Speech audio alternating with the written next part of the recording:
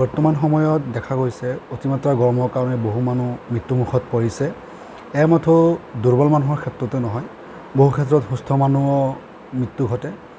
যদি শৰীৰৰ তাপমাত্ৰা 104 ডিগ্ৰী বা 104 ডিগ্ৰীৰ বেছি হয় তেতিয়া এনেকুৱা হ'ব পাৰে। নমস্কাৰ, সকলোকে স্বাগতম জনাইছোঁ মোৰ নতুন আন এটি ভিডিঅ'লৈ। আজি আমি এই ভিডিঅ'টোত আলোচনা কৰিম হিট ষ্ট্ৰ'ক সম্পৰ্কে। হিট ষ্ট্ৰ'ক হ'লে কি হ'ব পাৰে আৰু ইয়াৰ কৰণীয় কি। গতিকে আপোনালোকক আহ্বান জনাইছোঁ ভিডিঅ'টো প্ৰথমৰ পৰা শেষলৈকে চাব। যদি ভিডিঅ'টো ভাল লাগে তেতিয়াহ'লে লাইক কমেণ্ট শ্বেয়াৰ কৰিব। ধন্যবাদ। প্ৰথমে আলোচনা কৰোঁ আহক হিট ষ্ট্ৰ'ক হ'লে ইয়াৰ লক্ষণসমূহ কি হ'ব পাৰে বা আপুনি কেনেকৈ বুজিব আপোনাৰ হিট ষ্ট্ৰ'ক হৈছে। এনেকুৱা হ'ব পাৰে আপোনাৰ শৰীৰৰ তাপমাত্ৰা অধিক বাঢ়ি গৈছে, আপুনি ফিল কৰিব পাৰি আছে যে আপোনাৰ বডি টেম্পাৰেচাৰ বাঢ়ি গৈছে, কিন্তু কোনো ধৰণৰ চুৱেটিং বা ঘাম ওলোৱা নাই। যদি এনেকুৱা হয় এইটো এটা বিপদ সংকেত হয় হিট ষ্ট্ৰ'কৰ কাৰণে। তেনেকুৱা হ'লে আপুনি দেৰি নকৰিব, ওচৰত হস্পিটেলত আপুনি ইমাৰ্জেঞ্চিত যাবলৈ চেষ্টা কৰিব। তাৰপিছত এনেকুৱা হ'ব পাৰে অতিমাত্ৰা গৰম হৈ গ'লে মানুহ বা অতিমাত্ৰা গৰম লাগিলে মানুহ কনফিউজড হৈ যাব পাৰে। কথাবিলাক এনেকুৱাকৈ ক'ব, তালমিল নাথাকিব কথাত, বা ইজনৰ লগত সিজনৰ কথা যোনটো ফ্লুৱেঞ্চি থাকে এইটো নাথাকিব, আনুষংগিক কথা নাপাতিব, বেলেগ বেলেগ কথা ক'ব। আপুনি যদি কৈছে আপুনি ভাত খাইছে নেকি, তেওঁ ক'ব নাই মই ঘৰত নাযাওঁ। মানে এনেকুৱা ধৰণৰ কনফিউজ টাইপৰ কথা ক'ব, মানে কথাৰ কোৰ্ডিনেশ্যন নাথাকিব।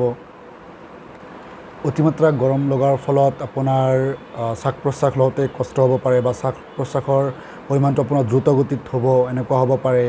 কেতিয়াবা আপোনাৰ আকৌ বুকু বেছি ধৰফৰ কৰিব, কেতিয়াবা বমি ফিল হ'ব, আকৌ বমিও হৈ যাব পাৰে। যদি এনেকুৱা হয় তেতিয়াহ'লে আপুনি দেৰি নকৰিব, ওচৰত থকা হস্পিটেলৰ ইমাৰ্জেঞ্চি ব্লকত যাবলৈ চেষ্টা কৰিব, কাৰণ এইবোৰ লক্ষণ সাধাৰণতে হিট ষ্ট্ৰ'কৰ ডেঞ্জাৰ চাইন বুলি কোৱা হয়। ইয়াৰ বাদেও কিছুমান মানুহ অজ্ঞান হৈ যাব পাৰে, মানে আনকনচিয়াছ হৈ যাব পাৰে অতিমাত্ৰা গৰমৰ ফলত। তো তেনেকুৱা হ'লে ততাতৈয়াকৈ আপুনি ওচৰত থকা হস্পিটেলৰ ইমাৰ্জেঞ্চি ব্লকত লৈ যাব। এতিয়া আহিছোঁ হিট ষ্ট্ৰ'ক হ'লে আপোনাৰ কৰণীয় কি বা আপুনি ইয়াৰ পৰা কেনেকৈ উদ্ধাৰ হ'ব পাৰে। প্ৰথমে আপুনি মানুহজনক ঠাণ্ডা কৰিবলৈ চেষ্টা কৰিব।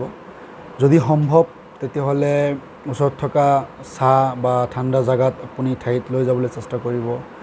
তাৰপিছত যদি আপুনি পাৰে তেতিয়াহ'লে ফেন বা AC থকা ঠাইত লৈ বডিটো ঠাণ্ডা কৰিবলৈ চেষ্টা কৰিব। যদি এইটোও সম্ভৱ নহয় তেতিয়াহ'লে বিচনীৰে বতাহ দি মানুহজনক যিমান দূৰ সম্ভৱ ঠাণ্ডা কৰিবলৈ চেষ্টা কৰিব। ইয়াৰ বাদেও যদি মানুহজনৰ পিন্ধনত যদি অতিৰিক্ত কাপোৰ থাকে তেতিয়াহ'লে যিমান দূৰ সম্ভৱ কাপোৰবিলাক খুলি পেলাব। যিমান দূৰ সম্ভৱ খুলি পেলাই মানুহজনক ঠাণ্ডা কৰিবলৈ চেষ্টা কৰিব।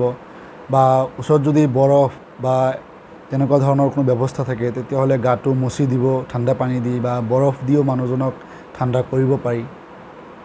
আৰু সদৌ শেষত মানুহজন যদি আনকনচিয়াছ নাথাকে, মানুহ যদি অজ্ঞান অৱস্থাত নাথাকে, সামান্য অৱস্থাত থাকে, তেতিয়াহ'লে যিমান দূৰ সম্ভৱ অকণমান ঠাণ্ডা পানী খুৱাই দিব। ঠাণ্ডা পানী নাপালে যদি নাৰিকলৰ ডাবৰ পানী খুৱাব পাৰে তেতিয়াহ'লে আৰু ভাল। আৰু যদি তাতকৈ আৰু ভাল ব্যৱস্থা থাকে তেতিয়াহ'লে OR চেলাইন, মানে আমি যাক ORS চেলাইন বুলি কওঁ, সেইটো খুৱাব পাৰে। তেতিয়াহ'লে মানুহজন দ্ৰুতগতিত এটা নৰ্মেল চিটুৱেশ্যনত আহিব। আশা কৰিছোঁ ভিডিঅ'ৰ পৰা আপোনালোকৰ লাভ হ'ব।